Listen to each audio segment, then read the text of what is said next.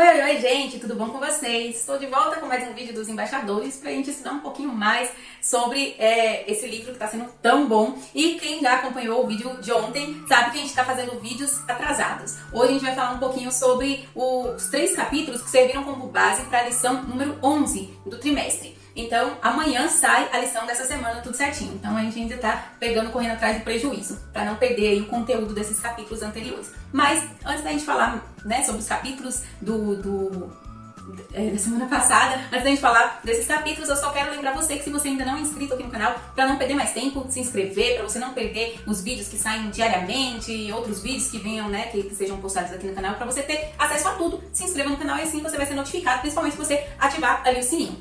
Além disso, deixa seu like aqui nesse vídeo. Quanto mais like um vídeo tiver, mais o YouTube vai entender que o pessoal tá gostando do vídeo e ele vai mandar para outras pessoas nas pesquisas. Quando a pessoa pesquisa lá alguma coisa sobre a Bíblia, alguma coisa que tem a ver com o assunto, aí vai aparecer ali nas indicações do YouTube, porque é um vídeo que tem bastante visualizações, tem bastante curtida e comentário. Por isso, comente aqui também, deixe seu comentário sobre os capítulos dessa semana, né, da semana passada, você entendeu? Deixa aí seu comentário, o que você achou desses capítulos, o que te chamou a atenção, alguma coisa que eu deixei de falar ou alguma coisa que eu falei que você queira complementar, deixa aí nos comentários pra gente bater um papo sobre o capítulo. E, enfim, semana passada tivemos o estudo de 3 capítulos, capítulo 22, 23 e 24, né, do livro Os Embaixadores. E, gente, o assunto é muito importante. A gente está falando, né, já há algum tempo das viagens dos apóstolos, viagens missionárias, levando a palavra de Deus para judeus, para gentios, para muitas pessoas, né, que não conheciam ali a missão de Jesus, né, e tudo mais. A gente vem falando um pouquinho sobre Pedro, a gente vem falando também sobre Paulo e hoje a gente continua com as viagens de Paulo, né? Paulo viajou bastante, fez muita coisa e muita coisa interessante, relevante aconteceu durante esse ministério dele. A gente começa aqui com o capítulo 22, que tem o título Reavivamento e Rebelião em Tessalônica. Então vamos falar da passagem ali de Paulo por Tessalônica. Paulo, ele estava lá, a gente viu que ele estava em Filipos, foi tenso a situação dele e Silas lá em Filipos, foram presos, aí Deus mandou, né, o anjo do Senhor veio e tremeu todas as bases ali da prisão, as paredes começaram a cair, o carcereiro ficou aterrorizado, achando que os presos tinham fugido, só que não fugiram, e aí teve toda uma situação lá em Filipos, o pessoal que mandou prender, depois se arrependeu e mandou libertar, então muita coisa aconteceu. Se você não assistiu o vídeo, né, da semana 10, né, da Escola Sabatina, que tem os capítulos 19, 20 e 21, eu vou deixar aqui no card, então você volta lá primeiro, assiste todo o vídeo, porque isso aí é uma pequena parcela do que aconteceu em algumas das viagens de Paulo. E a gente continua agora quando Paulo sai de Filipos, para onde ele vai? Para Tessalônica. E a gente vai falar um pouquinho aqui do que aconteceu com ele em Tessalônica. Quando ele chegou lá, ele e Silas já chegou assim todo na derrota, né? Todo acabado, porque eles tinham sido açoitados, eles tinham sido torturados, presos, aí teve um desabamento praticamente, terremoto com tudo dentro da prisão, depois foram expulsos da cidade, então tudo isso aconteceu. Imagina a situação de Paulo e Silas, como é que eles estavam, assim, né, fisicamente, visualmente. Então quando eles chegaram em Tessalônica, os cristãos que já haviam ali, né, as pessoas que eles já tinham contato ali em Tessalônica, encontraram eles e falaram assim, o que aconteceu com vocês? Vocês caíram assim, tá parecendo um monte de zumbi morto-vivo, né, essas ilustrações, tipo, o que aconteceu com vocês? E aí eles foram explicar, né, tudo o que aconteceu e tudo mais. E interessante que a Ellen White comenta aqui que tudo que eles falavam, né, dos acontecimentos, sempre deixavam de exaltar a si mesmos para exaltar a ação de Deus na vida deles. Então sempre exaltando a Deus, né, em todas essas situações. E aí depois que eles explicaram tudo o que aconteceu, né, ele começou a fazer ali o que ele foi fazer na cidade de Tessalônica, que foi pregar, falar sobre Jesus para as pessoas. Porque por mais que tinha já um outro cristão, já tinha, que a gente sabe, a gente comentou há um tempo atrás, que muitos dos conversos ali de Jerusalém, teve muita perseguição e eles deram linha na pipa e saíram para outras cidades. Então meio que já tinha cristão espalhado por tudo que é lugar, só poucos espalhados, né, por cidades em que a perseguição era menor do que lá dentro de Jerusalém.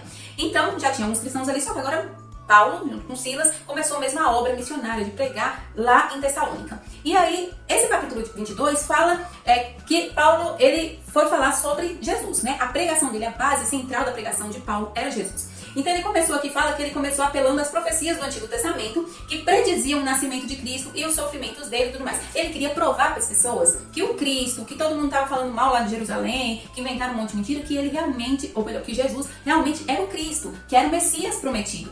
Então para provar isso, né, para argumentar a favor disso, ele usou todas as profecias do Antigo Testamento que predizia a vinda, né, o nascimento de Jesus, a vida dele, como seria a vida de Jesus aqui na Terra, os seus sofrimentos, a sua morte e a sua ressurreição. Estava tudo predito pelos profetas. E as pessoas, os judeus, acreditavam nos profetas. profetas. Pelo menos eles diziam acreditar nos profetas, só que eles não entendiam, não liam. Não, eles entendiam de uma forma diferente. E aí agora ele foi mostrar dentro da palavra de Deus, dentro das escrituras, que Jesus realmente era o Messias. E ali, né, aqui o capítulo, não vou falar para não ficar tão longo o vídeo, mas aqui ele fala desde a primeira profecia, quando depois do pecado de Adão e Eva, Deus fala assim, né? Porém, inimizade entre ti e a mulher, e entre a sua descendência e o descendente dela, este ferirá a cabeça e você lhe ferirá o calcanhar. É a primeira profecia bíblica, falando ali que Jesus, né? Que Satanás ia, tipo, no calcanhar de Jesus, né? O filho da mulher, mas que Jesus ia esmagar a cabeça, né? De Satanás, né? Ali o símbolo, a serpente, no caso. Então, começa dessa profecia e vai falando várias outras, né? Fala sobre as profecias ali, que para Abraão Deus deu a promessa de que o Salvador viria por meio da descendência dele. Depois Moisés ele profetizou que o Salvador, o Deus, levantará do meio de seus próprios irmãos um profeta, né? Ouça, não está falando ali que vai sair, né, do povo de Israel. E aí fala que viria da linhagem de Jacó, tá em Gênesis ainda. Isaías, que eu achei assim bem, né, fala bastante sobre o que Jesus ia sofrer aqui, que fala assim, ó, ofereci minhas costas para aqueles que me batiam, meu rosto para aqueles que arrancaram minha barba, não escondi a face da zombaria e dos cuspes. Então tava falando que o Messias iria sofrer. E isso tudo aconteceu com Jesus. Então ele começou a contar todas as profecias para argumentar para eles que Jesus realmente era o Messias. E para que eles se arrependessem, entregassem a vida nas mãos dele, né, aceitassem a salvação que foi nos ofertada através do seu sacrifício. E aí, depois que ele conta toda essa situação, agora ele conta a história dele. Ele fala que ele era um perseguidor de Jesus, dos seguidores de Jesus. E aí ele conta que ele também não acreditava, que ele, né, pensava de uma forma diferente. Mas um dia, indo para Damasco, na estrada de Damasco, quem lhe apareceu? O próprio Jesus. E aí ele conta toda aquela situação que aconteceu com ele. Eu vou deixar linkado aqui também, não vou contar a história toda. Então se você quer refrescar a memória, quer lembrar aí, mas como é que foi mesmo esse acontecimento e tudo mais. Então eu vou deixar o vídeo aqui linkado, que aí você também pode relembrar aí o que aconteceu com o Paulo na estrada de Damasco, quando Jesus apareceu para ele. Mas aí ele conta toda a história que aconteceu com ele e muitas pessoas começaram a crer, porque ele estava fazendo as pessoas raciocinarem, a estudarem as escrituras, a realmente estudar, não ler, porque existe uma diferença muito grande entre você ler as escrituras e você estudar as escrituras. Então ele estava levando as pessoas a realmente meditar, a entender o que estava sendo dito ali na palavra de Deus. E muitas pessoas começaram a crer, mas a gente sabe que Satanás não para de trabalhar. E o que aconteceu? Ellen White comenta aqui que, no entanto, assim como qualquer outros lugares onde eles já tinham passado, eles encontraram oposições. Sempre tinha gente para se opor aos mensageiros de Jesus. E aí, Paulo e Silas, eles estavam hospedados na casa de um homem chamado Jason. Eu não sei como é que fala. Jason. E aí, eles estavam hospedados lá. E aí, esses opositores estavam muito revoltados e queriam expulsar eles de lá, açoitar, né? Maltratar mesmo eles. E foram até a casa do Jason para poder pegar os discípulos, né? Para expulsar eles daí. Só que nem Paulo nem Silas estavam em casa. E o que eles fizeram? Eles pegaram o coitado do Jason e levou até as autoridades. E começou a exigir que se tomassem providência, falando que ele estava hospedando aqueles homens que tinham ideias contrárias ao que eles acreditavam, aqueles agitadores, e todas aquelas críticas de sempre. Enfim, eles começaram a fazer moauê e aconteceu que as autoridades resolveram prender o tal do coitado do Jason para evitar uma violência ainda maior. Então ele foi preso. E quando Silas e Paulo, né, eles ficaram sabendo do que aconteceu, eles resolveram ir embora daquela cidade para evitar, né, coisas piores. Temendo mais violência, os irmãos enviaram Paulo e Silas para Bereia, logo que anoiteceu. Então, para evitar coisa pior, eles acabaram saindo ali de Tessalônica e se encaminharam para Bereia. Bem, aí agora a gente entra no capítulo 23. O que aconteceu em Bereia? Paulo chegou ali, né, nessa cidade, em Bereia, e lá ele também começou a pregar. E aqui fala que em Bereia, Paulo encontrou judeus dispostos a examinar a verdade. Só lembrando aqui um adendo, que aqui Paulo não está pregando para gentios. Ele está pregando para judeus, por isso tanta oposição. Então ele começava a pregar ali para os judeus, e aí outros judeus que não concordavam, que perseguiam, né, Paulo, Silas, Barnabé, todos eles. Teve alguns que a gente já comentou aí atrás, que ele começou também a pregar para os gentios. Então, cidades como a gente falou de... como é o nome da cidade? Antioquia, que era uma cidade onde tinha tanto muitos judeus como gentios ali, eles pregaram para todo mundo. Mas tinha algumas cidades que era predominantemente povoada por judeus. Então, era esse o público. Então, chegou aqui em Bereia, eles encontraram judeus dispostos a ouvir, né, a aprender. E aí ele começou a pregar. E aí fala, que eu achei muito interessante também, que esses bereanos, eles aqui, no caso, foram elogiados, que falam que eles estudavam a Bíblia não por curiosidade, mas para aprender o que estava escrito sobre o Messias prometido. Eles tinham interesse Então, aqui ele teve um sucesso nessa vontade de encontrar pessoas, judeus, com vontade de aprender, de conhecer esse Messias que estava todo mundo falando. Só que o que aconteceu? Cheios de ódio, os judeus incrédulos, hoje eu tô demais. Cheios de ódio, os judeus incrédulos lá de Tessalônica seguiram Paulo e Silas até Bereia. E aí chegou lá, eles começaram a criar confusão. Eles despertaram a ira da multidão contra Paulo e Silas. E aí eles acabaram saindo ali de Bereia, né? Os cristãos, aqueles que já tinham aceitado a mensagem, temendo pela vida de Paulo e de Silas, acharam melhor que eles fossem. E aí Paulo foi na frente eles saíram ali da cidade, Paulo foi na frente para Atenas e Timóteo e Silas ficaram para trás para ensinar os novos conversos. Então Paulo seguiu para Atenas na frente. E aí o que aconteceu em Atenas? Gente, eu achei já forte aqui, porque Ellen White, ela comenta, ela já chama Atenas de capital do paganismo. Então já dá pra ver que o negócio é tenso, era tenso ali em Atenas. Então Paulo chegou em Atenas, começou a olhar pra tudo e viu que tudo era muito lindo e grandioso e espetaculoso, era tudo muito bonito mesmo, a arquitetura, a arte, a cultura, a música, tudo esplendoroso, lindo, maravilhoso. Só que ao mesmo tempo ele ficou assim, embasbacado, como tudo estava cheio de idolatria. Aqui fala que para todo lugar que se olhava tinha imagens de ídolos. Então era ídolo para todo lado, tinha Deus para tudo. Para tudo que você imaginar tinha um Deus para aquilo. E aí ele ficou comparando como é que um lugar tão lindo, tão grandioso, cheio de cultura, tão maravilhoso, pode ser até ao mesmo tempo tão pobre, tão triste. Então, assim, ao invés dele se orgulhar da cidade, achar que fica feliz, ele ficou triste, porque ele viu que eles estavam tão ricos de nada e pobres de tudo, né? Do que realmente importava. E aí, ele começou a fazer o trabalho dele, né? Começou a pregar nas praças, onde ele via um grupinho, ele chegava junto e começava a conversar e falar sobre o Messias e tudo mais. E aí, de cara, ele começou a achar já alguns que não concordavam muito com o que ele estava falando. E aí, até começaram a hostilizar ele, chamando ele de tagarela, que ele falava demais, que ele estava falando coisas que não existia, né, e tudo mais. Aí eles começaram nesse debate com ele achou já de cara algumas oposições, só que Paulo, ele era muito eloquente, ele sabia falar. E aí eles perceberam que Paulo queria realmente falar sobre essa crença, esse Deus que ele estava ali, né, anunciando e tudo mais. E aí eles resolveram levar ele para um lugar onde era feito julgamentos, discussões, onde era feito debates importantes na área da filosofia, de tudo. E aí eles levaram Paulo para esse lugar que chamava Areópago. Lá no Areópago, Paulo teve a oportunidade de falar realmente para todos ali, filósofos, para as pessoas importantes ali de Atenas. E aí ele começou a discursar, né, falando também, e aí nesse discurso ele foi muito inteligente, ele usou agora de perspicácia, de inteligência, porque ele, como eu disse, ele observou que na cidade tinha Deus para tudo, tinha Deus para todo lugar. E aí o que ele falou para eles? Ele começou elogiando, falando que eles eram pessoas religiosas. E aí ele falou assim que percebeu que eles tinham vários deuses e tudo mais, inclusive ele viu ali na cidade um altar, ali, uma estátua, um negócio para o Deus desconhecido, porque eles adoravam um Deus que nem eles mesmos conheciam.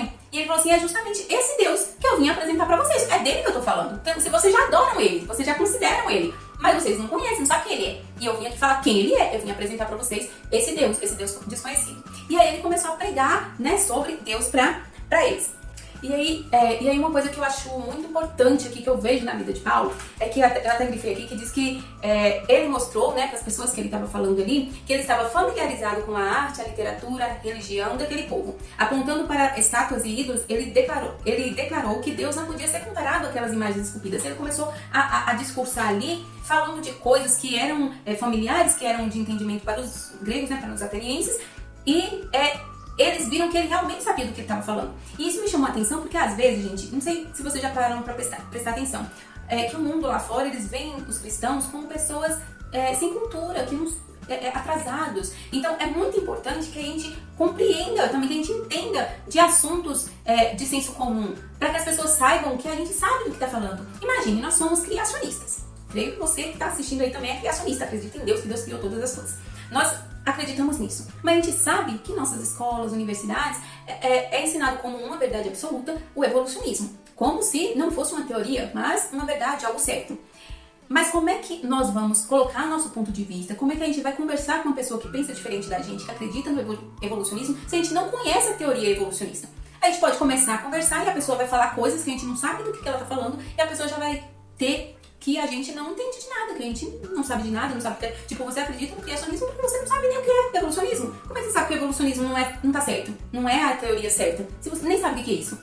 Então, é muito importante que a gente compreenda as coisas, que a gente tenha um conhecimento amplo das coisas, para que quando a gente for falar com alguém que acredita diferente daquilo que a gente acredita, a gente tem argumentos, a gente tem que conhecer tanto no geral das crenças, né, gerais, como principalmente daquilo que a gente acredita. Como é que eu vou defender o criacionismo se eu não sei nada de criacionismo? Então é muito importante o conhecimento, a busca pelo conhecimento. E Paulo aqui demonstrou para ele falava com propriedade, por isso que muitos prestavam atenção e escutavam. Mas aconteceu uma coisinha que atrapalhou um pouco ali esse avanço, né, no trabalho missionário de Paulo. Paulo ali falando, né, sobre Jesus e tudo mais, e ele entrou na parte que Jesus morreu e ressuscitou, e que um dia vai voltar e vai ressuscitar os mortos e tudo mais. E isso deu um problema, porque eles não acreditam, eles quiseram acabar com a discussão, né, ali com o debate e tudo mais. Alguns começaram a descartar aquilo que ele falou, e outros, enquanto Paulo falava da ressurreição, alguns zombavam, e outros falaram, deixa pra gente conversar disso em outra ocasião. E eu achei interessante porque aqui a gente finaliza falando, né, que nenhuma eloquência, nenhum argumento pode converter o pecador. Somente o poder de Deus pode fazer a verdade tocar diretamente o coração. Então aqui em Atenas, Paulo foi muito inteligente. Ele usou filosofia, usou tudo muito bonito, diferente, embasado, mas no fim das contas ele não teve um resultado muito interessante em Atenas, porque as pessoas não foram tocadas, né? O Espírito Santo falou com elas, mas elas não aceitaram, elas não foram tocadas ali pelo Espírito Santo e não aceitaram a mensagem que elas estavam recebendo. Então, nós precisamos ter conhecimento? Sim, mas aqui a Ellen White também deixa claro que nenhum conhecimento convence o pecador. Só o Espírito Santo tem o poder para fazer isso. E aí agora a gente chega no capítulo 24, que tem o título A Mensagem da Cruz em Corinto. Então ali depois que Paulo passou ali por Atenas, ele teve ali alguns conflitos no final e acabou saindo de Atenas, ficou um pouco chateado, saiu de Atenas e foi para Corinto. E aí a hora que ele chega lá em Corinto, lá como eu disse também, assim como em outros lugares já tinha alguns cristãos, e ele ficou hospedado na casa de Áquila e Priscila, que era uma família cristã, que Paulo elogia bastante ele aqui, falando que eles eram trabalhadores dedicados à causa de Cristo, né, e tudo mais. E aí ele fica hospedado ali e começa a fazer o trabalho como sempre. E diferente do que ele fez lá em Atenas, ele falou assim, quer saber, eu não vou usar argumentos filosóficos, nada. Eu vou falar de Jesus, da cruz de Cristo, pronto, acabou. Porque é como se lá em Atenas ele perdeu um tempão ganhando a confiança do pessoal, né, falando de forma culta e tudo mais. Mas quando ele chegou na parte de salvação, o povo debandou, não quis saber. Então ele falou assim, aqui eu não vou ficar fazendo esse rodeio tudo, eu vou direto ao ponto. E aí ele começou a falar ali em Corinto sobre a cruz de Cristo. Falou de Jesus e pronto, acabou. Ele percebeu que lá em Atenas ele teve um pouco fruto e mudou a sua forma de trabalhar, que é uma outra alerta pra gente. Às vezes a gente quer fazer a mesma coisa do mesmo jeito e obter resultados diferentes. Gente, se o negócio não tá dando certo, se você já tentou evangelizar de uma forma, já tentou conversar com seu amigo, já mandou um folheto, já mandou um vídeo, já tentou falar pra pessoa, se você já tentou fazer de alguma forma, não deu certo, tenta da próxima de outra forma. Não adianta você ficar fazendo a mesma coisa o tempo todo, sendo que aquilo não tá dando resultado. Então a gente tem que mudar o método. E foi o que Paulo fez aqui em Corinto. E aí ele começou a falar também das escrituras, aqui em Corinto, começou a fazer a sua pregação, e diz aqui que das escrituras do Antigo Testamento, Paulo foi traçando uma genealogia de Jesus desde Abraão até Davi, o salmista real. Ele não apenas leu o testemunho, que eu disse que é a diferença, ele não somente leu o testemunho dos profetas a respeito do caráter do Messias prometido, mas também mostrou que todas essas predições haviam se cumprido na vida de Jesus. Então ele voltou, né, fazendo toda essa genealogia para mostrar que Jesus se encaixava perfeitamente na genealogia e dentro das profecias, que tudo se cumpriu em Cristo. Paulo ele contou a história também da sua conversão, assim como ele fez lá em Tessalônica, ele fez aqui agora também em Corinto. Ele foi falando também todas as profecias e que tudo se cumpria em Jesus. E aí ele falou também da sua conversão, né, da forma que ele aceitou Jesus, do milagre, que ele ficou cego, contou toda a história. Então, mas depois de toda essa pregação, né, do testemunho que aconteceu na sua própria vida, o povo lá de Corinto fechou os olhos para tudo que Paulo ensinou e rejeitaram a pregação de Paulo. Então, ele tentou um método em Atenas, não deu certo. Tentou outro método que tinha dado certo antes aqui e também não deu certo aqui em Corinto. E aí Paulo ficou muito chateado. Aí Ellen White fala aqui que, opondo-se eles e lançando maldições, né, isso o pessoal de Corinto, Paulo sacudiu-lhe a roupa e disse, caia sobre a cabeça de vocês o seu próprio sangue. Estou livre da minha responsabilidade, de agora em diante eu vou pregar para os gentios. Ele ficou chateado porque os judeus de tudo que é lugar não estavam aceitando a mensagem. Ele já tinha tentado de várias formas diferentes.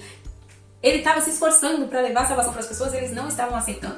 E aí, depois que isso aconteceu, acabou que chegou seus amigos, Silas e Timóteo, que estavam vindo atrás, chegaram, encontraram com Paulo, e aí deram ali uma motivada, vamos, né, continuar pregando e tudo mais, e eles continuaram por mais um tempo, e depois disso, né, alguns cristãos começaram a se converter. Entre eles, fala aqui que era um Crispo, chefe da sinagoga, creu, foi batizado, fala que os anjos cooperaram com eles ali naquele trabalho, e muitas outras pessoas também foram convertidas, demonstrando a graça e o poder de Deus na vida deles. E quanto mais pessoas se convertiam, outras mais ficavam revoltadas, com ódio deles, querendo expulsar, querendo fazer alguma coisa contra eles.